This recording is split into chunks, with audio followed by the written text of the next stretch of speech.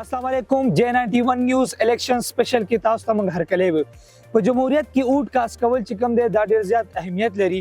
او زیاتر خلک چې کوم دی د مشکلاتو ښکار وي چې موږ اوټ چاله ورکو مثلا پلانې پارټي هم ټیک نه ده پلانې پارټي هم ټیک نه ده موږ خپل اوټ نه کاس کوو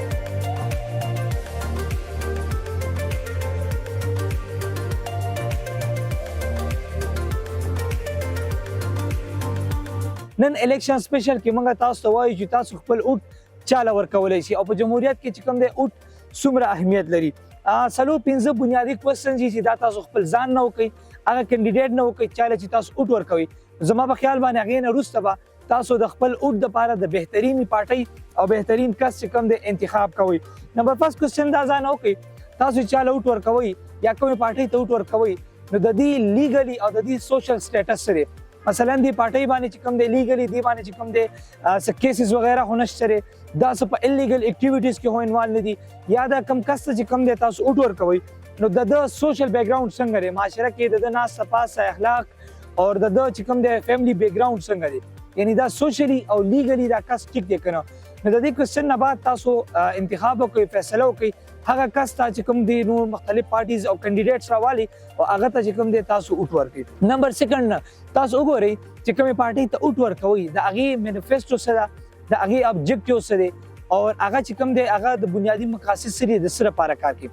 آیا د کومې پارټۍ ته کوم کینډیډیټ ته تاسو اوټ ورکوئ دا صرف او صرف چې کوم دی د خپل ذاتي مفادو لپاره کار کوي یعنی صرف د پیسو ګټلو لپاره کوي کرپشن لپاره راځي د لوټ مار لپاره راځي که واقعي د دې معاشرې د خپلې حلقې او د دې ملک د عوامو خدمت کول غواړي نو سیکنډ کوېسچن چې کوم دی ځان نه تاسو دا وکړئ هغې نه بعد بیا فیصله وکړئ نمبر تھرډ چې کوم دی دا کوېسچن وکړئ که چېرته دا کس یا پارټي د دې مخکې ایکسپیرینس یې پاکستان کې نو تاسو سوچ وکړئ چې د څومره کار کړی دی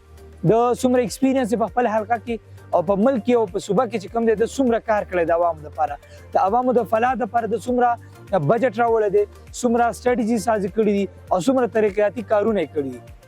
هغې نه بعد تاسو فیصله وکړئ چې آیا موږ له کوم کس ته اوټ ورکول پکار دي نو ورک ایکسپیرینس چې کوم دی هغه ستاسو د اوټ انتخاب لپاره ډېر زیات ضروري دی نمبر 4 چې کوم دی تاسو وګورئ کوم پارټۍ ته کوم کینډیډیټ ته تاسو اوټ ورکوئ نو تاسو دا ډیسایډ کړئ چې آیا د کس پسې وروسته د چا لاس خو نه دی مثلا د پسې وروسته سمګلران خو نه دي د پسې وروسته د معاشرې داسې خلک خو نه دي چې هغې دا ښکلی غوندې کې فیس یو شریف مخ رامحیطه کړی دی خو وروسته پسې ګندګیر خلک دي سمګلرز پکې دي مافیا ورپسې ده یا نور داسې خلک دي چې هغه د جمهوریت دشمنان دي نو هغه کس ته اوټ مه ورکوئ هغه کس ته اوټ ورکړئ چې هغه پسې وروسته داسې قسمه مافیا او د جمهوریت دشمنان ورپسې نه وي نو هغه کس ته تاسو اوټ ورکړئ او دا کوېسچن د ځان وکړئ چې کله کلیر شي نو بیا د خپل اوټ دپاره د پارټۍ او د یو کس انتخاب وکړئ بالکل اخره کې چې کوم دی تاسو وګورئ کومې پارټۍ ته تاسو اوټ ورکوئ یا کوم کینډیډیټ ته تاسو اوټ ورکوئ نو تاسو وګورئ چې د دې کس یا د دې پارټۍ د پاکستان په ترقۍ کې کی رول څه دی د کور ویلیو څه دي او د پاکستان په ترقۍ کې د څومره کردار دی